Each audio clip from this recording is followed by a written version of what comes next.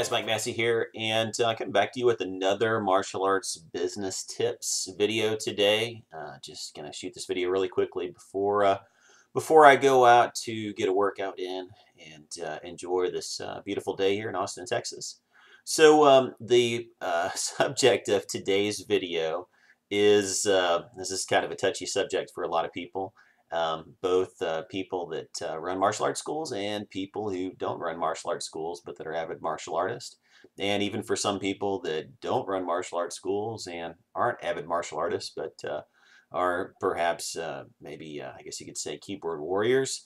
But the subject is what makes a McDojo. Now, the term McDojo, that's a term that gets thrown around quite often in the martial arts world, and sometimes when people toss it around, it makes me chuckle, and other times I wonder if they really know what they're talking about. Although sometimes the people who toss the term around, they've never actually run a martial arts studio. And what I find interesting is that I've had acquaintances that were martial artists that like to toss that term around quite a bit, and then they open up their own martial arts schools, and suddenly they stop throwing it around.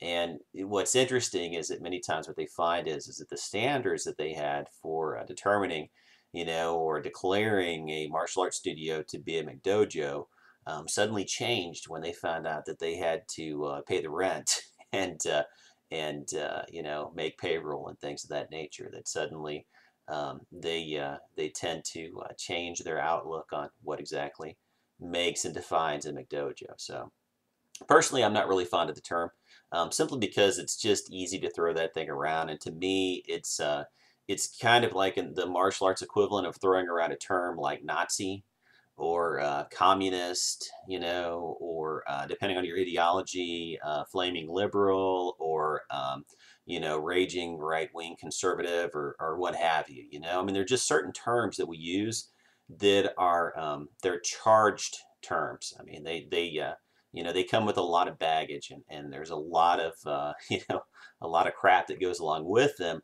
And when you label somebody with one of those terms, that it can have a really devastating effect.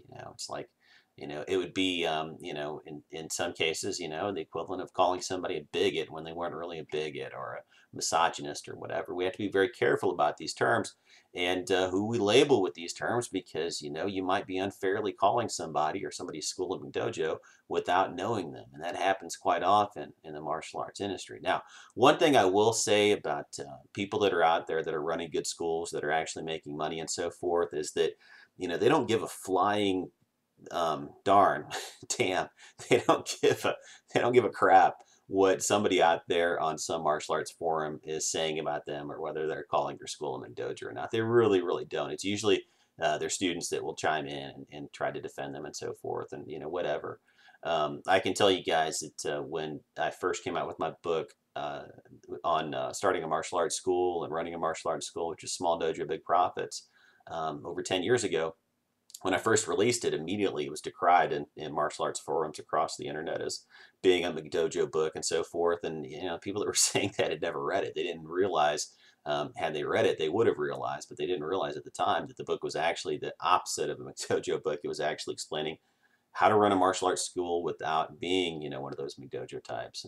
And so after people actually read it and reviewed it, I started getting some positive reviews, and that view changed. But I'm just saying that, you could, unintentionally label somebody as being a McDojo owner, or McDojo school owner, or school being a McDojo, and potentially injure that person without, it necessarily being the case. It could be unfair. So, but let's talk about, how people throw around that term, because one of the things I notice is that school owners that throw around that term, like I said, mostly it's people that don't own schools that use the term, and then the school owners that do throw that term around, it's been my observation that those people are broke, that they're usually struggling. Their schools usually aren't doing very well, and there tends to be a lot of bitterness, a lot of sour grapes that seems to be tossed around with that term. It's a mythology that in order to make money in the martial arts industry, that you have to lower your standards, or you have to be, something that you don't want to be. I mean, that's totally a mythology. I've busted that myth many times over the years.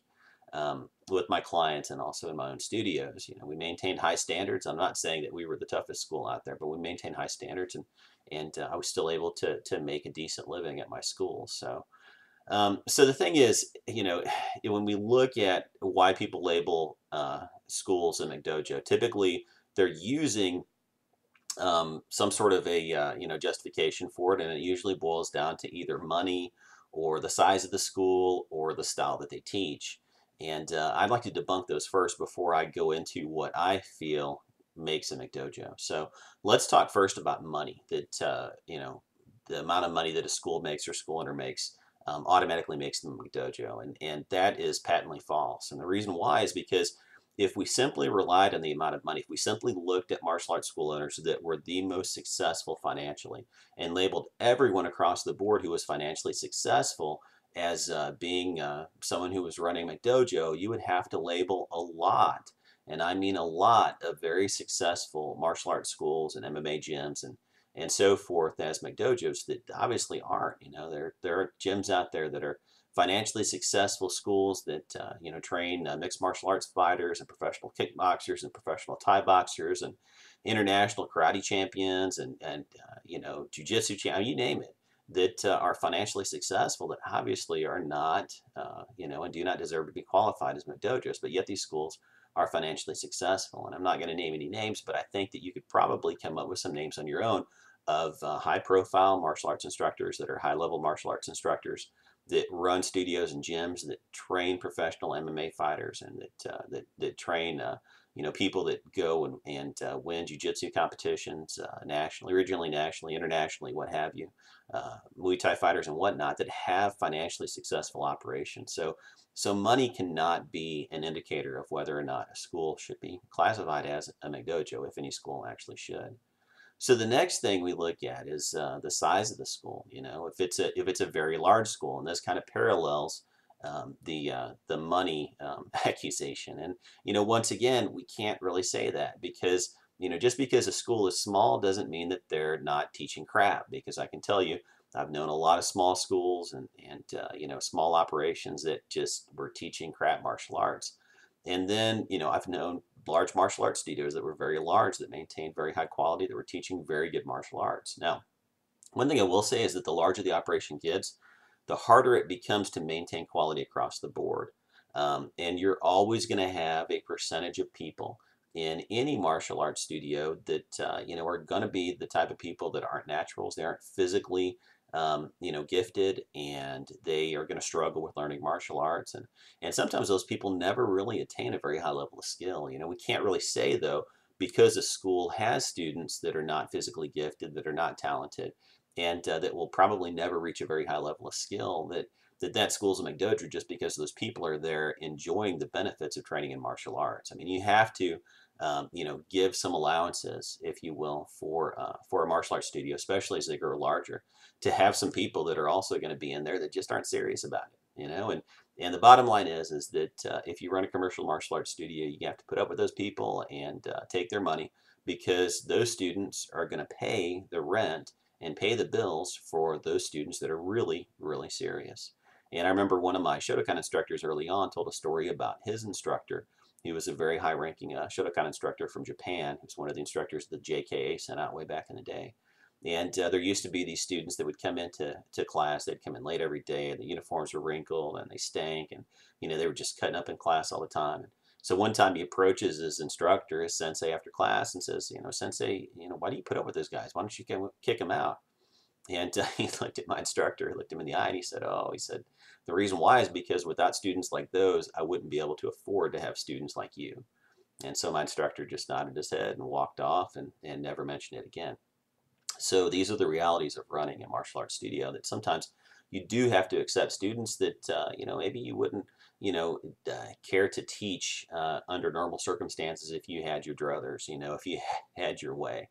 But unfortunately, it's a circumstance of that. And, typically the way I look at it is, those students are going to come and go. I take their money, let them come, let them go, and keep on teaching the way that I've always taught. So the third thing that a lot of times people will use as, a justification for labeling a school a McDojo is the style that they teach. And this can run the gamut because everybody has their prejudices in the martial arts. In the martial arts world, prejudices abound. I mean, it is perhaps the most fractious industry that I have ever been involved with, and I've been involved with a couple. So, you can't really judge a martial arts school based on the style they teach because I can tell you, and I know the Korean martial arts often take a hit because there are a lot of martial arts schools that have been fly by night that turn out very, low quality black belts that have been Korean martial arts studios. But you could say that just about virtually any style. And we're even starting to see that to some extent in martial arts that have traditionally been viewed as exempt from the the McDojo label. Even jiu-jitsu schools, we're seeing Brazilian jiu-jitsu schools that are becoming, to where people are getting black belts quickly, or I guess, they're kind of handing out rank more quickly and so forth.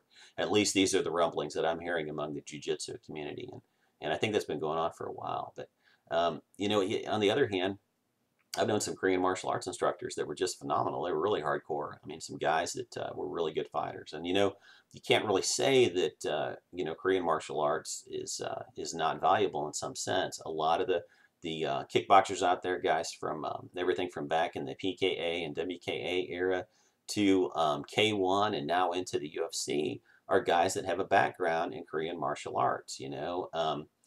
For example, I believe the guy's name is Pettis, Anthony Pettis, if I'm not mistaken. He was the guy that had that spectacular kick off the cage that knocked the guy out. The guy's a Taekwondo black belt. For example, there's a not a very well known over here, but a very well known in Europe, European kickboxer that comes from one of the former Soviet nations that is a Taekwondo stylist, and he's phenomenal. I mean, this guy, I would not want to face that guy down. He's just vicious. So you can't really say based on style that a school is a McDojo. I mean, you can find low quality schools in virtually every style and every system. Now, related to that subject, related to that topic, is something that I like to teach my students, and that is the 3 reasons why people will take up martial arts training. And typically, I introduce these concepts when I'm training instructors so they understand that not everybody that comes in a martial arts studio shares their motivations or their reasons for training in martial arts. So there's basically 3 reasons why people come in or why people will be motivated to train in martial arts. And the first reason is aesthetics. The people that train in the martial arts because it's an art. And typically these people are looking at martial arts training as being something to where they can express themselves. They're also sometimes very enamored of the culture that the particular martial art they practice or they've chosen to practice comes from. And they're practicing in the martial art primarily for the aesthetic aspects of it, for being able to perfect their technique and look pretty, if you will. And I don't think there's anything wrong with that. I mean, a lot of really, really solid technicians that had really, really beautiful technique have also been very good fighters. I don't think that those two are mutually exclusive.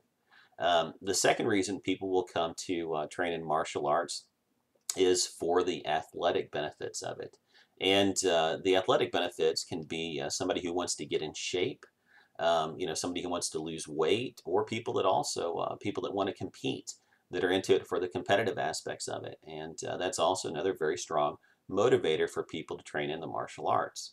Then, of course, the third reason, which is the reason why I took martial arts and why I continue to train it today, is because of the combative aspects of the martial arts. People that train for the combative aspects, they're interested in self-protection and personal preservation and so forth, what many people would term self-defense.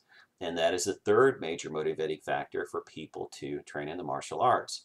So you have people that will come to your martial arts school for any one of those reasons. And pretty much anybody who trains or who wants to train in martial arts is going to do it for recreational purposes because quite simply, a lot of people find the martial arts enjoyable for whatever reason they train it, whether they're training simply for the aesthetic reasons or for the athletic reasons or for combatives to learn how to protect themselves. You're not going to continue doing something for very long if you don't enjoy it. So you have to accept as a martial arts instructor that people will come to your martial arts school for many different reasons, and they will choose to train with you for many different reasons. And you have to accept that you're going to get some people in your martial arts studio that are training for different motivations than you yourself have. And that's something I learned to adapt to early on in order to have a financially successful studio. Didn't mean that I changed my standards any. As a matter of fact, I'd say my standards actually kind of got a little bit stricter. Even though my teaching style relaxed, my standards got a little bit more strict as time went on. But it is something that you have to accept when you're a professional martial arts instructor. So looking at all that, and having stated all that, and knowing that we cannot judge a martial arts school to be, um, quote unquote, a McDojo, simply based on the amount of money they make, or the size of the school, or the style they teach, or by the nature of the students that train there, then what can we use? What standard or what justification can we use for labeling a school a McDojo? And I would submit that there are three things that I have observed that typically, I won't say always, but typically that will, you know, stand out like a sore thumb and make a school, that basically denote that a school is the McDojo type school.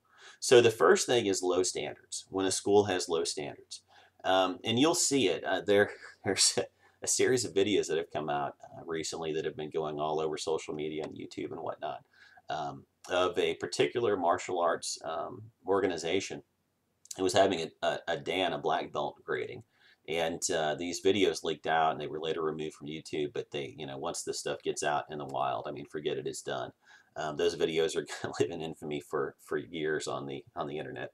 And these videos are of a black belt grading or a Dan grading, and it's very obvious from watching the quality of the performances of the people that are black belts, already black belts testing for higher rank and testing for black belt, that the standards of that organization really weren't very high.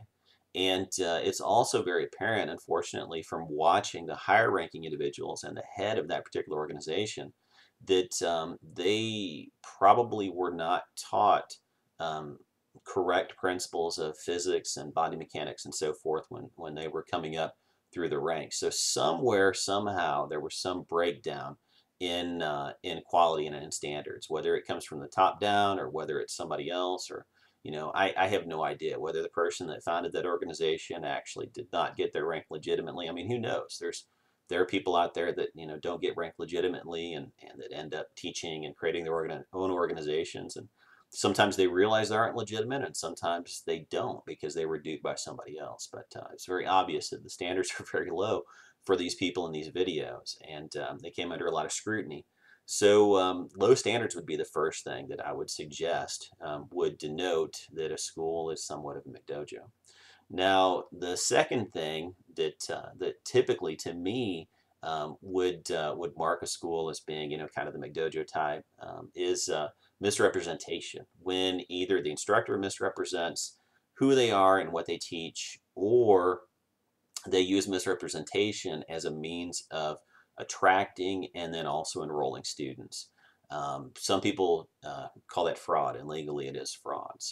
So when you find that an instructor, like say for example, there's one another instructor that is on YouTube that's actually he's actually a very talented instructor. I've seen this guy, I've seen his videos. I mean, he obviously has some martial arts skill, but this particular instructor became known on a fluke for posting videos that had to do with ninjutsu. And this guy apparently was not a ninjutsu instructor, and all of a sudden he started saying that he taught ninjutsu when actually he taught a completely different style and had virtually no training in that system. And so the guy misrepresented himself. He was called out publicly, and I guess later retracted and redacted everything that he put on the line or whatever. I don't know. But anyway, that's an obvious misrepresentation. That's something that I would say would be cause for calling somebody a McDojo. And then when they lie to students, when they tell students certain things and they lie to them to get them to enroll in extended memberships, or they lie to the student. Like say for example, one of the practices that I just simply can't stand is what I consider to be a bait and switch, where a martial arts school brings a new student in and they'll bring him in on a particular special, like in a very low membership fee and very low monthly tuition, and then a couple weeks later they'll bring the student and their parents, or the student themselves if they're adult, into the office, and they'll tell them something to this effect, Johnny, we really are impressed with your I don't know what that was. I thought for a minute there I was gonna have somebody coming in the room there. That was weird. I got a ghost in here. But anyway, they'll bring the student in and they'll say, Johnny, or they'll tell Johnny's parents, we were really impressed with Johnny. We think he would be a great Black Belt Club student. We'd like to enroll him in our Black Belt Club. And the Black Belt Club is an often maligned practice among martial arts studios, but it doesn't have to be. And it's something that I teach in my materials, that you can use the Black Belt Club concept in a way that's very ethical. But anyway, in this way, it's used very unethically. And so what they'll do is they'll upgrade the student, and they'll get a huge down payment from them, or they'll get them to cash out, or they'll raise their tuition, a couple of 100%, and all using the black belt and this idea that the student is really something special to get them to enroll for like 3, 4, 5 years when they've just started martial arts, and that student has really no clue whether they're really ready to make the martial arts a part of their life, a big part of their life, and something they're going to commit to doing several times a week for the next 3, 4, or 5 years. And especially with a young kid, I think it's just horrible to do that. So that's just an example of misrepresentation, or a couple of examples there.